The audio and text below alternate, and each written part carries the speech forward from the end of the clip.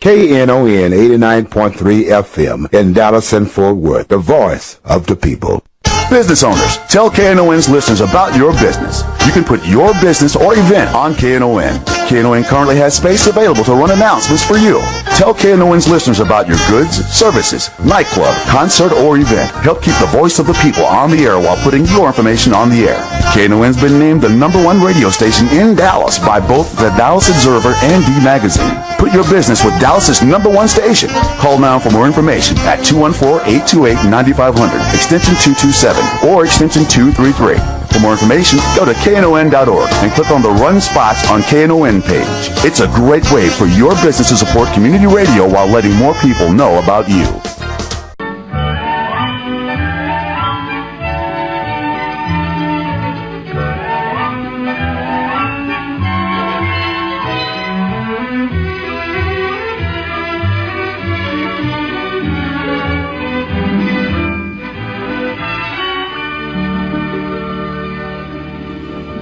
And good afternoon and welcome to Lambda Weekly. I'm Dave Taffet and I am here in the studio with the late Patti Fink.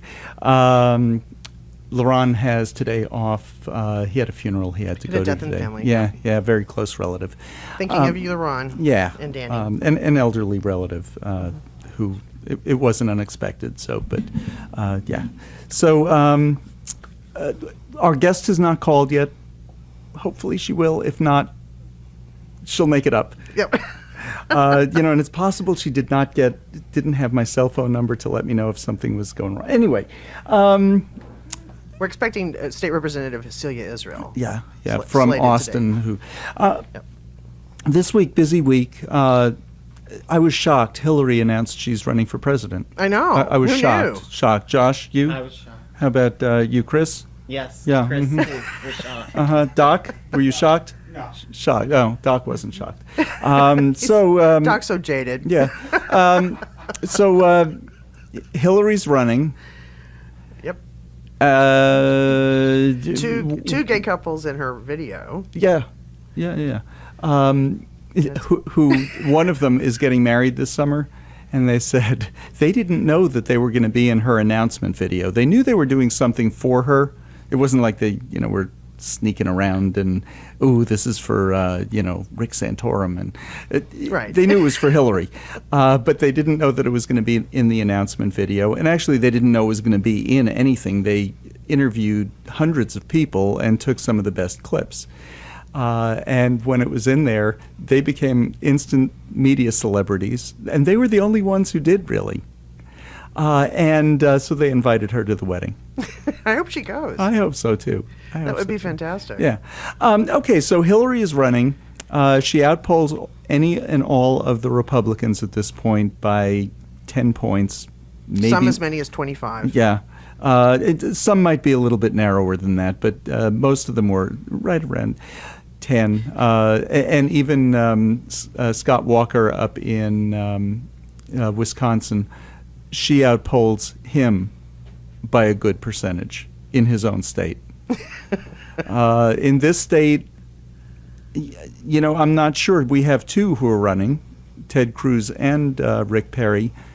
So even for Republicans who want to support a local Republican, it's split. It is. But I have to say this. Ted Cruz with glasses makes Rick Perry without glasses look super intelligent. We were talking. Just saying. We were talking about the field of Republican candidates. I'd like there to be a choice, a good choice. Rick Perry's he's in the top tier as far as best candidates. Do you think so? Yes. I certainly don't. I was not giving him a compliment. Okay. Or the field a compliment either. If he's among the best, that's pretty sad. Who do you think is better? I actually think that Rand Paul has a running shot. I didn't say who has a shot. I said who's better. Oh, that's tough. I need more time. Mm-hmm. To really study them. Some people are saying Jeb.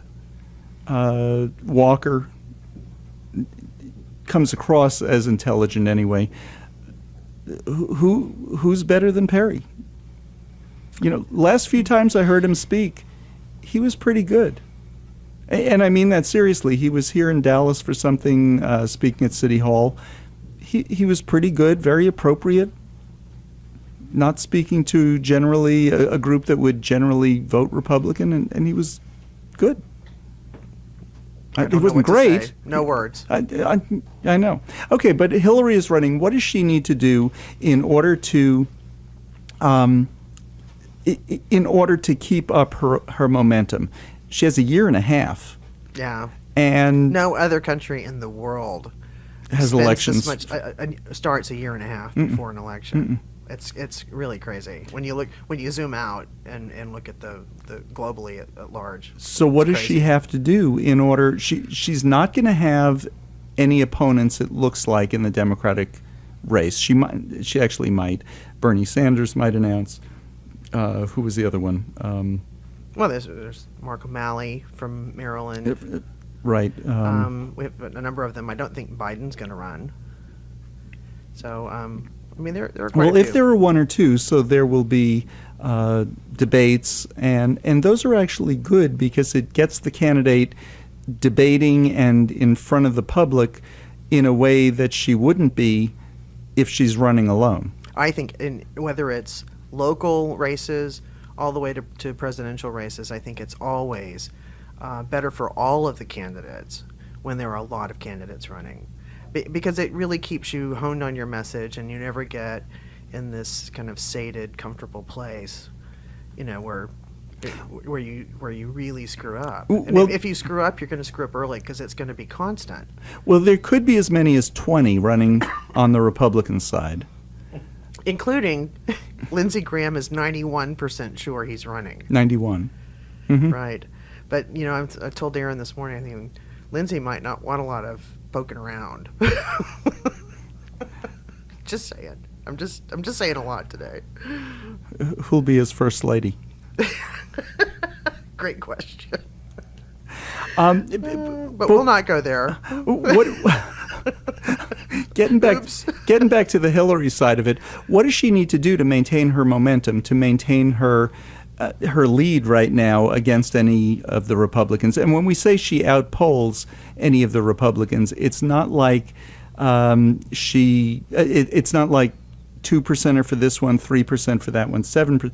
It was Hillary versus Perry. She outpolls him by more than 10%. Hillary against, and they polled her against each and every one of the potential And there's candidates. actually a poll cut, a slice, a crosstab of Hillary versus any Republican. And any Republican was the alternative. She's ahead. She's ahead on any. Do you know she's going into this convention a year from now, or a year and 4 months from now? Right. She's going into the convention stronger than any candidate in an open race. In other words, Obama in 2012. That's not what we're considering an open race. Right. 2008 was. So it was Hillary and Obama. And actually, that's the perfect example of Obama had to really get good in order to win that nomination. Oh, absolutely. He had to work real hard for it. She's not going to have to work that hard. But she is going in, I think the statistic is, since 1900, she has the clearest path to the nomination in an open race. Yeah, that's pretty good. And I noticed that the Republican Party itself, the RNC, is really striving to get the Stop Hillary movement started. And I think it's very interesting because there is a big field, and there will be more Democrats certainly who will jump in well before. Do you think they will? I think they will. I think there'll be a number more. And a lot of them, it's basically getting name recognition because they're not necessarily realistically hoping to win, to beat Hillary this cycle. But many people run more than once and then eventually win. Hillary. Ronald Reagan ran several times before he won. Ran against Gerald Ford in '76 before he won in '80. Right. So it's not unheard of to get your name recognition out there and grow a constituency and such.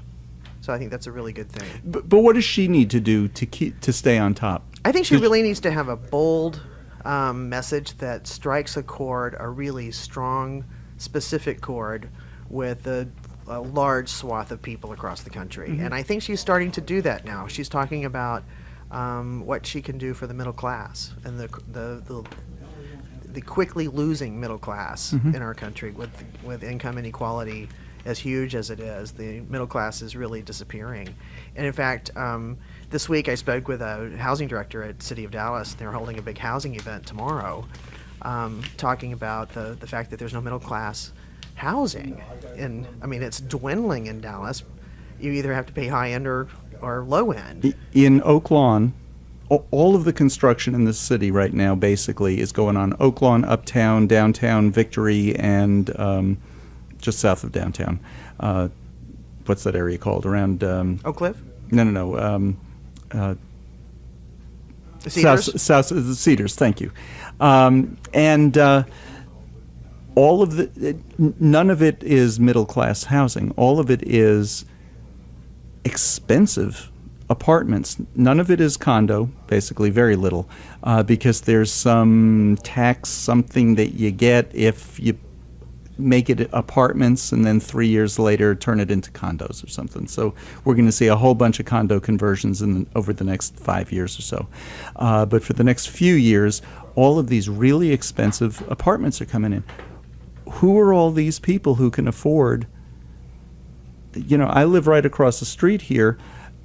The apartments that they're building over here, they're charging 3 times what I'm paying. Oh, sure. And it's happening everywhere. And if you'll notice 3 times, though. If you'll notice in Oak Lawn, but particularly in Uptown, the infrastructure's not there to support it. No. I mean, there's no streets. If you drive down McKinney, there's a lane for the trolley, the McKinney Avenue trolley, and then there's like 2 lanes. And if any of those restaurants have any valet parking, then you're really screwed. I've been asking that for the last several years. Where are all the cars going to go? And do you know what the answer is? Oh, well, each of the buildings is required to have enough parking. So a lot of these buildings have either underground parking or a parking garage in the middle, and the apartments open up to a parking garage and open up to the outside also. Kind of like West Village. It's that kind of a model. That wasn't my question. It's not where you're going to park the cars. It's where you're going to drive the cars. Yeah, because there's still 1 lane each direction, basically, when you pull out of those big part of the answer that I've been getting from City Hall is where the cars go is in the parking garage. People need to take DART. They need to take public transportation. They need to live closer to where they work. People who are moving downtown probably are working downtown. I'm not finding that's particularly true with anybody that I know. People who work downtown live in North Dallas. People who live downtown work in North Dallas. I don't know why. But the idea was for people to live close enough to work downtown that you just walk to work. Makes sense. Not happening. Oak Lawn. Well, yeah, there's a DART line that goes through, but if you're more than 3 blocks from it, 4 blocks, it's not going to be real convenient unless you have a way to get there. And the buses don't connect into these stations here very well. Exactly. And that's only if you're working downtown. My office isn't on a DART line. I thought it was interesting. Beverly Davis at the City of Dallas Housing Department was describing this big event that's going to happen tomorrow with the assistant. The Deputy Secretary of HUD will be here and a number of others.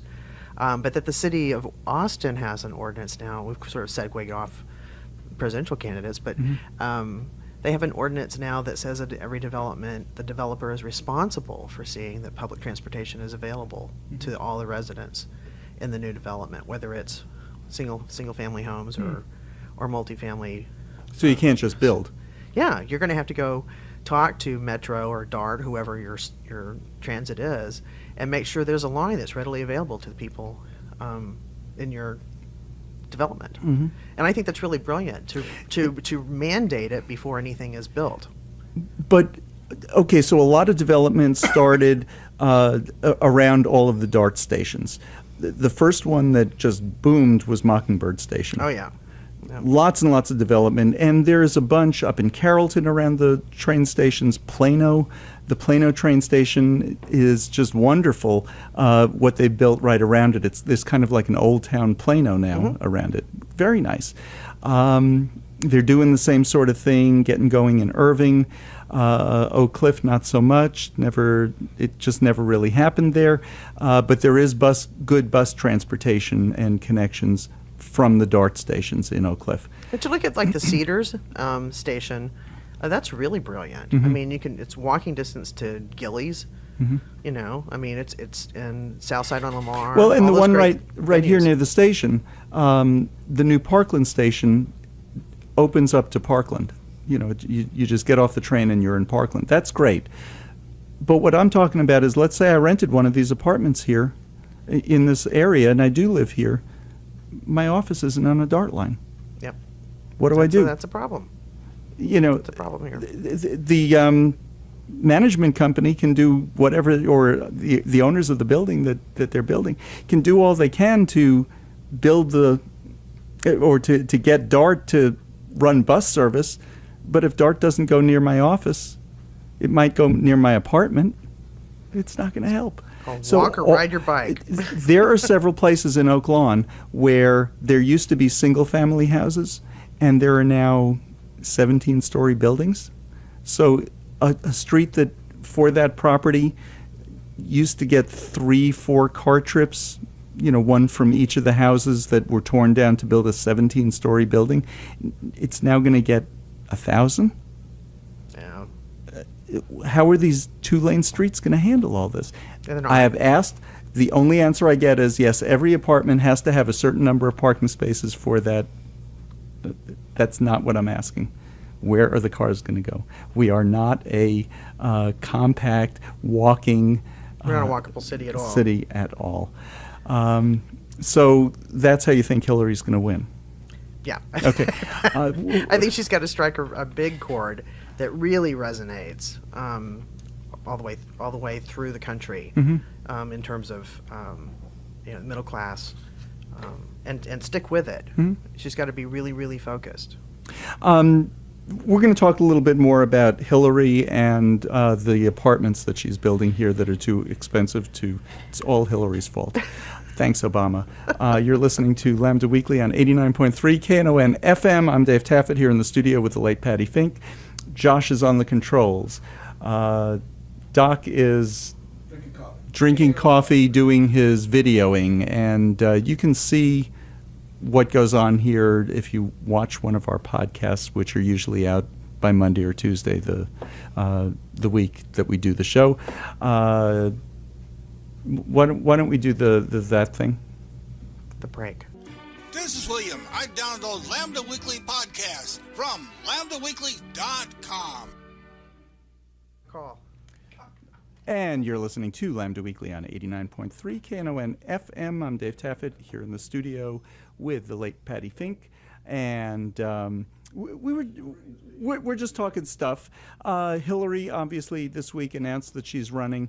There was a big to-do. This woman, executive, who owns her own company. Here in Dallas. Well, let's get to it's worse. Who owns her own company said women should not be president because of all the hormones. Which I think is okay, just it's not laughable. just, and this made national news. I guess they were looking for, it was just one of those, I'm sure she never figured some stupid thing that she said. It would be like you and me saying something stupid, which we never do, and it just goes viral. We say a lot of it, and it never goes viral. No, it never does. And we have a lot of stupid stuff happening every Sunday on this show, and it never goes viral. How is that? I don't know. Anyway, this woman, what is her name? Rios. Yeah, okay. She owns Go Ape Marketing. It's not just located in Dallas. It's on Cedar Springs. Oh, jeez. Well, she's apparently a friend of mine, because I can get to her webpage or her Facebook page and read all this stuff. It's just amazing. Great. Just amazing. So there was so much wrong with her statement. First of all, I'm just guessing Hillary's gone through menopause. You want to bet? Oh yeah, I'm pretty sure she has. So if that's her concern, if that really is her concern, and, But it doesn't matter. And here's why. Because you know what? Males have hormones too. And male hormones affect males in adverse ways. They absolutely. I don't know what you're talking about.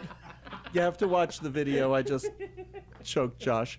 Or was it Chris? Or Chris. I can't tell them apart.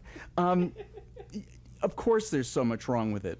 I mean, But, on its face, it's wrong. start with what her specific concern was.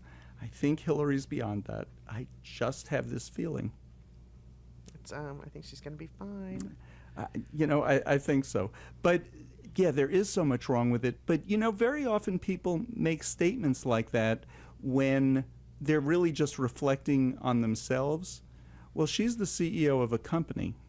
If she has people working for her, and what she said is a reflection of herself, it's not a reflection of Hillary, it's a reflection of herself.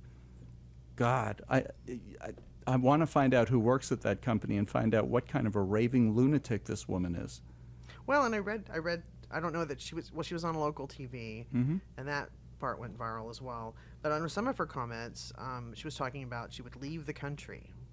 She would go to Canada if Hillary. Yeah, and Rush Limbaugh is, if Obamacare comes in, he's going to Costa Rica. He promised. I know. And he didn't go. And he didn't go. I mean, these people are such liars. She's not going to Canada. She's not going to be welcome in Canada. And not all that long ago, Canada had Kim Campbell, who was the female prime minister of the entire country. So it's quite possible she could move to Canada and be faced with the same hormonal dilemma there. Probably anywhere she goes. I mean, there are female presidents in South America and Central America. In Europe, we have Angela Merkel. And Angela Merkel's just fun to say. We've had Thatcher. We've had, all kinds of world leaders. Golda Meir. It's stunning to consider today that a woman. And you never hear Democratic women say this kind of crap. It's always one of her concerns Republican was she could start a war. Wait a minute. I think the men who've been president, and I'm not pointing to any one party, I think they've been really good at starting wars all by themselves. Unless it was their hormonal wives who were behind them, instigating those wars. That's what happened. It wasn't Osama bin Laden, it was Mrs. Osama bin Laden. Clearly. She was hormonal one day. What kind of idiot is this? But here, I mean, what I initially thought of was she's the head of a company.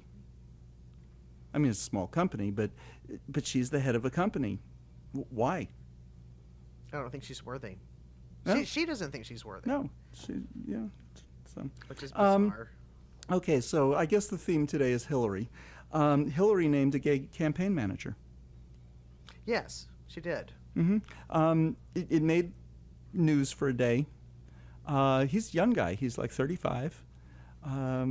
He's managed 2 or 3 other campaigns, high level, Senate level campaigns or governors. So he has a good record. I was surprised, not that she hired somebody gay, that she hired somebody without a whole lot of experience. Yeah, I think she's aiming for a younger crowd, and certainly to solidify that support in younger generations who may not be old enough to remember in their own firsthand memories of all of her accomplishments, over the decades. So, and he's not the only one who's going to be working on her campaign. Right. Oh. $1 billion campaign, and it will be $1 billion campaign. She's going to have. Yeah. So to say that he does whatever experience he doesn't have, he's going to hire, but he's the one in charge of doing that hiring. I'm not surprised that there are gay people near the top of the campaign. It just surprised me. Him. I just expected somebody more experienced. The news, when it came out, everybody announced first time a major campaign hired a gay person to run the campaign. except in 2000 with Donna Brazile, who ran Al Gore's campaign. I don't Nobody recall. reported that. No, and she's an interesting case. Because she'd been very out in D.C. local politics, and then sort of, I guess, went back in the closet, sort of, You can't do that. when she was, kind of rose to national prominence. But You can't do that. If I know that you're gay, I'm going to announce it. well, it's still been. I mean, she doesn't traverse and navigate the political world today as an out gay person. So But she's gay. I mean, when you're running a campaign, you don't run the campaign as a gay person. Right? just run a campaign. But what I'm saying is that it's not widely known even today. Obviously. Because all the news media announced that this guy was the first gay person running a national campaign. No, he's not. Well, another person who's been running a very out campaign has been Anise Parker, and she had a big win this week. Just yesterday, day before. Yeah, Friday. The hero was in. Right. The Houston Explain what that is. The Houston Equal Rights Ordinance has been contentious for the uber right wing. Many right wing religious folks have been, fighting it. They claim they're going to be discriminated against because they can't discriminate. Right. That's exactly it. And so the hero passed in Houston, and then they filed a lawsuit because they didn't do their petition properly, so they sued the city. And the city has prevailed. So basically, it was the same people who Plano brought in, because Plano couldn't find any bigots to run a discrimination campaign from Dallas. So they went to Houston, hired the same people. In Houston, they got about 50,000 signatures. They needed 17,000 signatures, a little bit more. They verified. They needed 17,000 valid signatures, right. They thought they just said signatures. Apparently, because that's what they turned in, was just Now, signatures. there was one, Brad Pritchett, who runs the Houston GLBT political caucus. He tracked one. What they told the judge was, even the ones that aren't valid, you should count.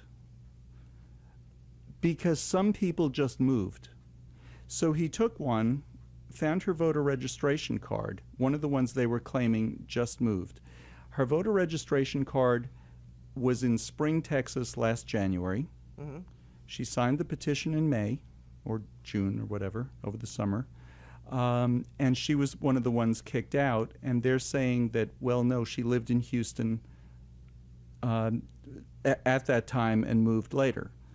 But the street address that she gave wasn't a valid Houston street address. It was a made-up name. It was like, it could have been this or it could have been that, but not the way she wrote it, because there's no such thing. So it wasn't a valid street. She didn't live in Houston, but they're claiming that Houston should count that signature. And the same sort of thing happened in Plano to a degree, but they absolutely failed there. They submitted, the whole petition was done wrong. The whole petition was done wrong. Plus, when they started looking at some of the signatures, what they found was there were signature parties. In other words, if there are 10 or 12 lines on a petition, every first line had the same signature. Every second line had the same signature. It might have been a different name, but it was the same blue pen, same red pen, same signature, same on every line. The other peculiarity... Was this in Plano or in Houston? In Plano. In Plano, one of the other peculiarities is you have to describe what it is that you want repealed. Houston was more liberal on that. Their ordinance isn't as clear. Plano says you have to describe the ordinance. So what they described was the Plano bathroom ordinance, and they threw it out also on that. They characterized it as a bathroom ordinance, Yes. and it's not a bathroom ordinance. Well, not only isn't it a bathroom ordinance, bathrooms are specifically excluded from this, which is why the transgender community is up in arms about the Plano ordinance, because Absolutely. it doesn't include them. But they lost because this bathroom ordinance doesn't exist. But there were fake signatures, and then because their description pushed the lines down so far, the bottom where they're supposed to notarize, that got pushed off the page when they copied the pages, so none of the pages were turned in notarized. Now, I'm sorry, if you went through what you went through in Houston, make sure that you're figuring out how to do these ordinances or these repeals to ordinances correctly. I don't get the stupidity, but okay. But now they're taking a different tack because they've gone to Austin and they're wanting to negate all of these non-discrimination ordinances through a state law that would strip local control from small municipalities and large, and that's a big deal right now. There's already been movement in the House and a vote. I don't think it's gone to the governor's desk because it hasn't passed the Senate about cities will be prohibited from banning fracking, as was done in Denton. You know what Denton needs to do?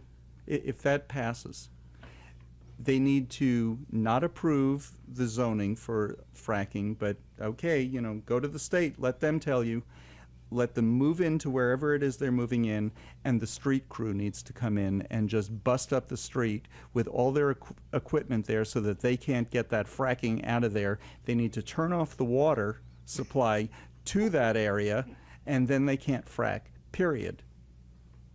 Talk about, they love the idea, no. In a city, you need to vote on it, right? So we voted on it, 77% voted. Sexual orientation, gender identity should be protected. It's in the city charter. It's been an ordinance for pieces of it for as much as 20 years, but now it's in Denton. They voted. Denton voted, we don't want fracking in our city. I thought they love when it goes, no, not something like that, just gay marriage. That's what we need to vote on. Well, and local control. And a lot of people don't understand that if they succeed in Austin with these bills that strip local control, it's not just fracking and it's not just non-discrimination ordinances. It's things like smoking bans, the plastic bag ban here in Dallas. That was one of the ones that they said they were after. It was an overreach. They do not like that. That's overreach. That we don't want plastic bags, in our environment. Gee. We don't want them here in Dallas. Have you heard much complaints or anything? No. When you've gone to the supermarket for the first few days, it was because there was very little warning about it that it was coming. Just all of a sudden, you have to have your own bags. Now, I always bring my own bags. Of course, January 1st was the first time that I absolutely forgot to bring a bag into a store with me. And for the next 2 weeks, every time I went, I absolutely forgot to bring a bag with me. It was just one of those stupid things. And you had to cough up a nickel for each bag you had. Or run out to the car and get, if I was with somebody, I could, or if I was just getting 2 or 3 things, you don't get a bag. You don't need one. Well, I thought the most striking example... But I haven't heard any complaints about it from anybody.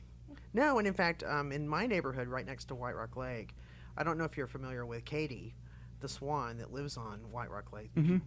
Huge, gorgeous, beautiful swan. Had to be rushed to a veterinary facility because she had a plastic bag stuck in her throat, and it was life-threatening. But I love this description of reporting on Katie's health, that she's well on her way to recovery, that her bill was back to normal temperature. Well, that's good. But I mean, really, it really strikes home when that kind of thing happens. And we all know that those plastic bags will never go away. I mean, they'll last for, millennia. But the point is, how have we imposed that ban on Plano? In what way have we imposed it? Now, if somebody from Plano is shopping in Dallas, they'll have to bring their own bag. So don't shop in Dallas. I don't care. I don't shop in Plano. Well, it's more than just those things. It's every. I mean, it is. But that was one of the ones that they targeted that absolutely infuriates a number of legislators. Why? We're happy with it this way. We're not asking you to do it. It's kind of like with same-sex marriage. My religion allows it. By your stopping me, you're preventing me from practicing my religion as I understand my religion can be practiced. I'm not discriminating against you by getting married in my synagogue. I don't want you in my synagogue, basically. It's one of those things. I mean, obviously everybody is welcome, but you're welcome to do it our way when you're in our synagogue. I don't go into a church and tell you what you should do, because that's not why I'm going there. Right?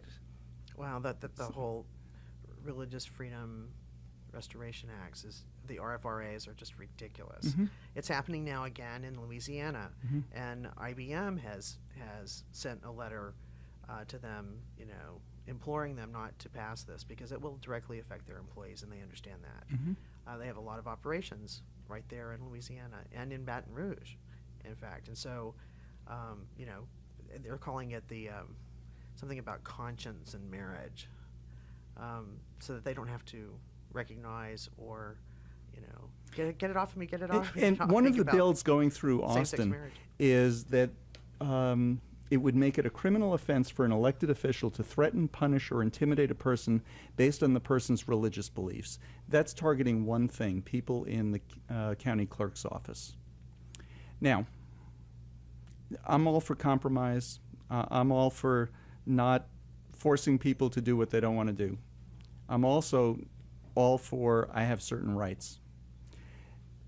If in a county clerk's office there is one person or two people or four people who they find it so offensive that they can't even be polite to a same-sex couple coming in for their marriage license, my compromise would be find somebody who can. Somebody who can be civil, somebody who can be professional. And if you can't do that, that's fine. I'm not even asking for those people to be fired. I'm just asking for a compromise, which they're not willing to do. The point of this is to say, okay, well, we have same-sex marriage according to the Supreme Court, but I don't know anybody in, the whatever county courthouse who's going to issue one of those, so, go get married. That's the point of that law. It's just to inconvenience people. It's just mean-spirited. It is, and there's another one also. I believe it's Cecil Bell Jr. from Magnolia, who's 4 times married. More than likely, I don't know that he is. 5, 4 wives, 5 marriages. Who wants it all to go through the Secretary of State, which is another insane sort of idea. It would cost counties millions of dollars. To funnel every marriage license. It will cost the state a fortune, and it will become such a cumbersome bureaucracy that will inconvenience the 90% of people who get married in in opposite-sex marriages. We need to take a break. You're listening to Lambda Weekly on 89.3 Knon FM. I'm Dave Taffet here in the studio with the late Patti Fink, and we'll be back with more right after this. This is Jake Winters from Leicester, England, and I listen to Lambda Weekly on Knon 89.3 FM. And this is Lambda Weekly. I'm Dave Taffet here in the studio with the late Patti Fink. Lerone has the week off. We're just talking about, some stuff. Okay, Oklahoma. Remember Oklahoma? They got rid of their religious freedom law? Mm-hmm. And the way they did it was by Emily Virgin, a brilliant Oklahoma City state representative. Who's doing exactly what I've been saying all along that needed to happen. Mm-hmm.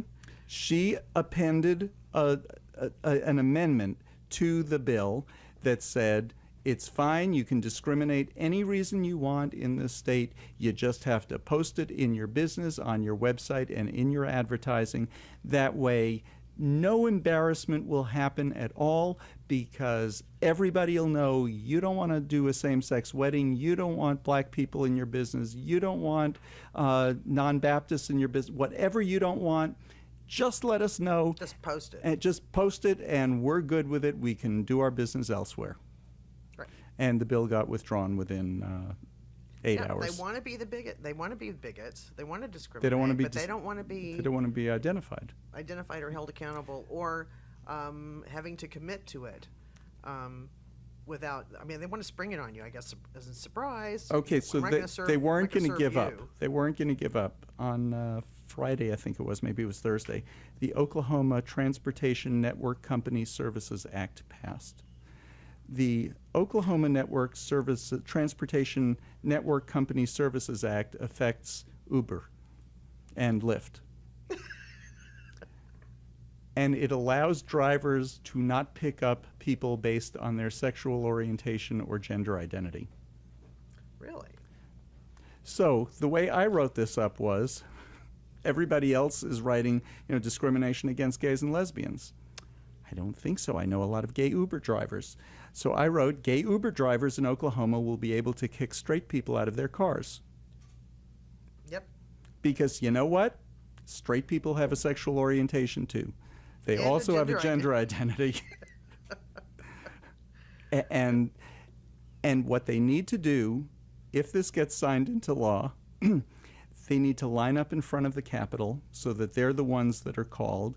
And when legislators are getting out of, and their staffs are getting out of the Capitol, and they're Ubering on their phones, the closest car is right there, and they need to say, "Oh, you're a straight person. Get out of my car." That's what they need to do. Yeah, I'll be curious to see if it makes it through to the governor's desk for her signature. I mean, these idiotic laws. I just don't. What Uber driver is in business to not pick up fares? Now, you don't want to pick up a fare that's dangerous. I get that.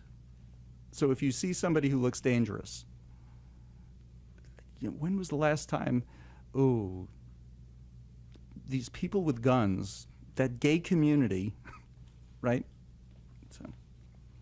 Well, it's just the whole thing is nuts. Mm-hmm. And what I really don't understand is like the bill that, for example, that Cecil Bell Jr. from Magnolia has proposed about county clerks who do issue same-sex couples a marriage license in the state of Texas will lose their pensions, Mm-hmm. and any employee in a county clerk's office who does so or recognizes in any way a marriage conducted in another state will also lose their pensions and be suspended and all of that. He put in there that it cannot be reviewed, this law cannot be reviewed by a court. And I just think that's insane because every law, of course, can. Mm-hmm. And none of these are going to hold up in Oklahoma. Do you think that's really going to, pass, federal court scrutiny that you can discriminate against some? What it's going to do, and I've been saying this about a lot of these laws for a while, the few rights that they're trying to take away is going to come back and kick them in the butt because the number of rights we're going to gain as a result of these discriminatory laws, what's going to happen is courts are going to have to say, well, that obviously is a category, a class that needs heightened scrutiny. Because they're being specifically They're being specifically targeted in these laws, and it's not just one that just happened. It's all over the country. Well, not all over the country. That thing actually happened in Indiana. So the only way they can get their license to discriminate bill is to put a specific non-discrimination clause in it, Mm-hmm. saying that people can't be discriminated against on the basis of sexual orientation or gender identity and denied service. So we actually came away with that with a protection that never existed before in the Mm-hmm. state of Indiana, statewide. It's not a major city like Indianapolis or South Bend or someplace that might have a non-discrimination Mm-hmm. ordinance. It's the whole state. It's in the law. As a result of them trying to discriminate. But what they didn't do was pass comprehensive protections for gays and lesbians to just say you can't be discriminated against, just like you can't be discriminated against because of your age or because of your sex or because of your religion. None of these things should you be discriminated against, period. What's so stupid about these? Mike Pence, the governor of Indiana, rather than proposing, and he said he's completely against a law that would just be a general protection, he's hired a public relations firm to fix the mess he created, and it's costing millions and millions of dollars. And the answer is just going to be, no, fix the law. What you did was just a basic fix on that law. No, prove that you don't want to discriminate. So no amount of public relations is going to work. And in fact, any ads or whatever else they come out with, ooh, come to Indiana. Great place to come on a vacation, especially if you're gay and lesbian. It's going to backfire on them. People are going to make parody ads of them. It's so stupid. Just fix the law. Just say in your law we're not going to discriminate. Period. It's so easy. Yeah, and I think that's going to be pervasive around the country because there are more and more of these states, particularly in the South, Mm-hmm. and Texas is among them, trying to get one of these passed, and it's just going to backfire. And I certainly hope that's the case in Austin.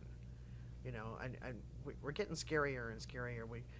The House passed open carry. Mm-hmm.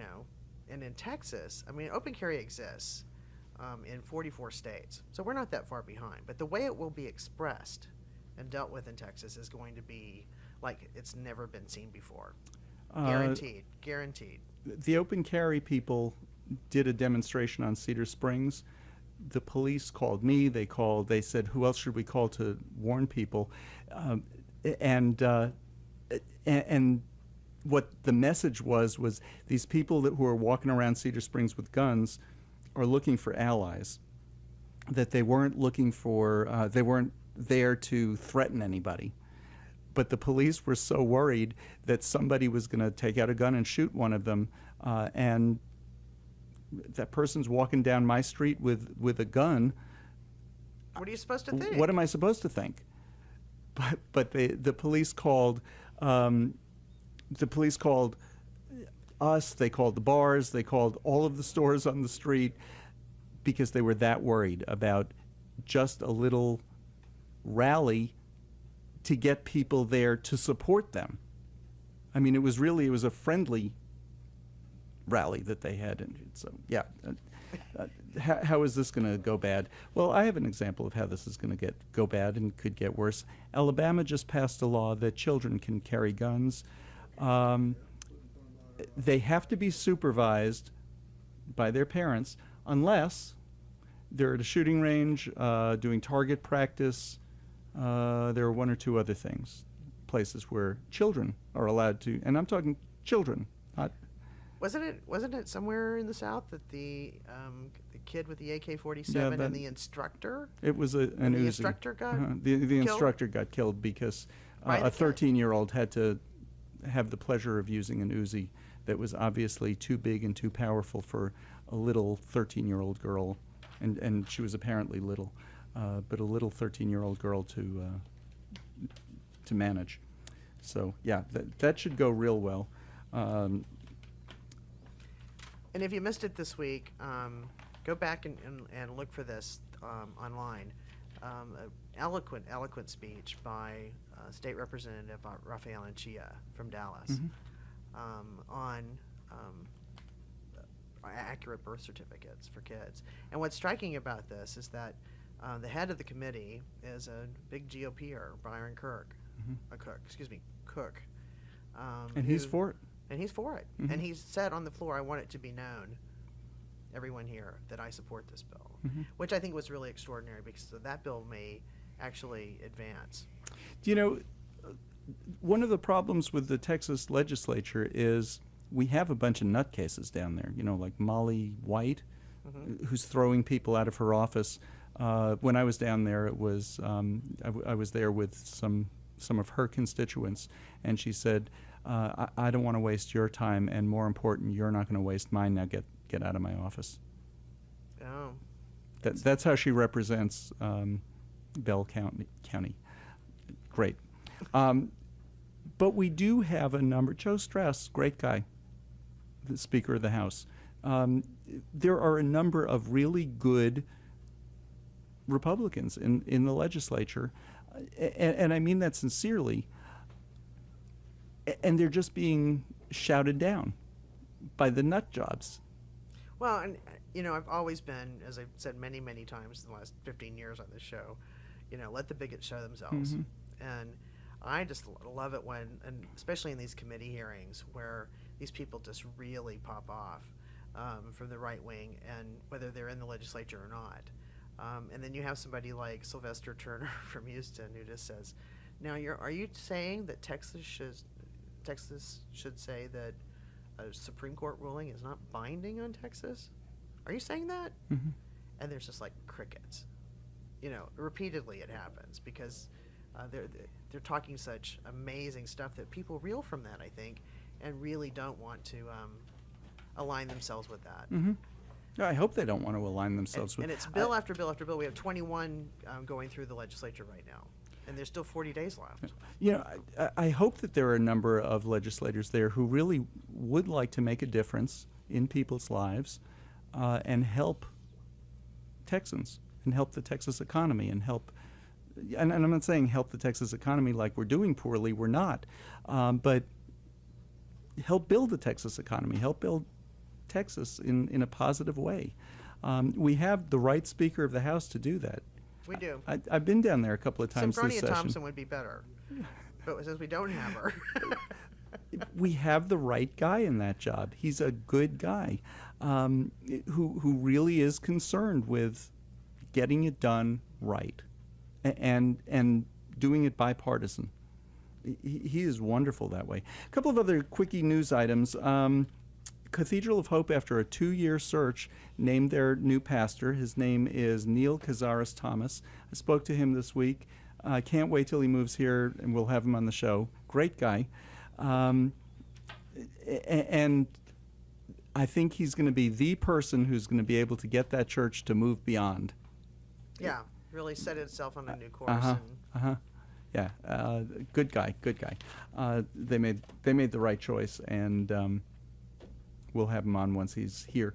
DGLA made its endorsements for city council candidates this week. What I thought was interesting about it, and Patti, you're on DGLA, so let me talk about it because we're not endorsing any of these. I thought it was interesting that there was a difference between, in several races, between DGLA's endorsements and Stonewall Democrats' endorsements. Now, having sat through candidate interviews, why do you think that was?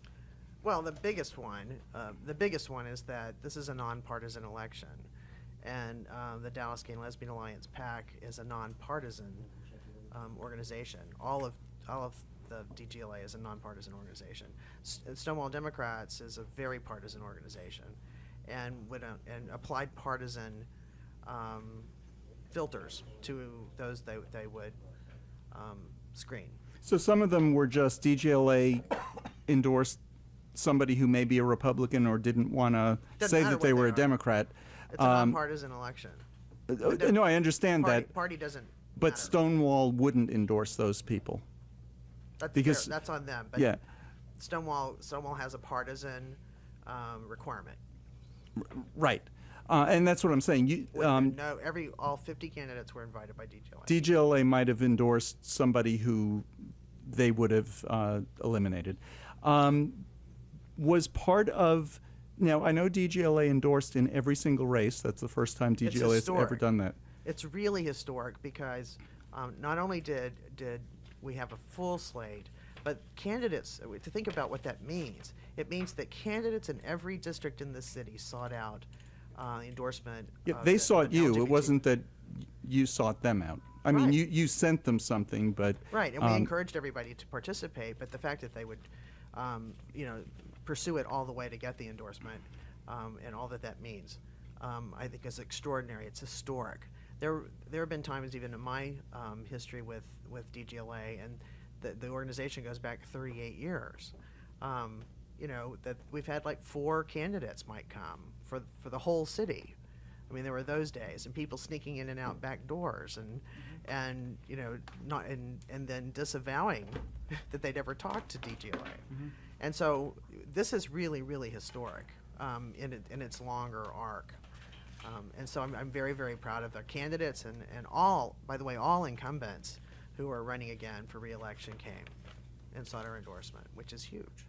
So out of 15, and in city politics, it's how to get to 8. And we have 15 candidates we've endorsed, so that's huge. But was part of the reason for the difference also that there are just that many good candidates running? Yeah, and in fact, we had 5 candidates out of one district that had 8 people running, and every one of those 5 people who showed up and asked for our endorsement was good. If we'd endorsed any of them, and any of them won, we'll be really good as a community. They'll be very supportive of our community. So Great. that's fantastic stuff.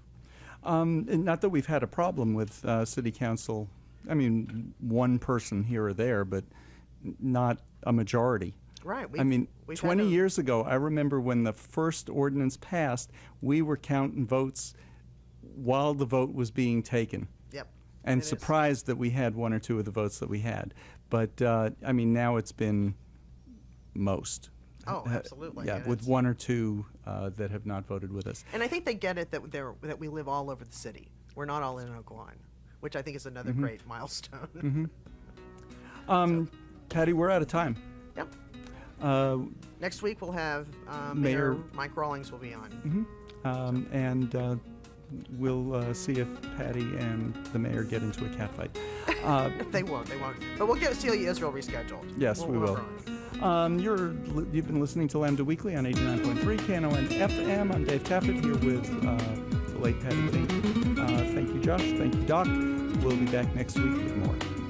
KNON 89.3 FM in Dallas and Fort Worth, the voice of the people. Business owners, tell KNON's listeners about your business. You can put your business or event on KNON. KNON currently has space available to run announcements for you. Tell KNON's listeners about your goods, services, nightclub, concert, or event. Help keep the voice of the people on the air while putting your information on the air. KNON's been named the #1 radio station in Dallas by both the Dallas Observer and D Magazine. Put your business with Dallas's #1 station. Call now for more information at 214-828-9500, extension 227, or extension 233.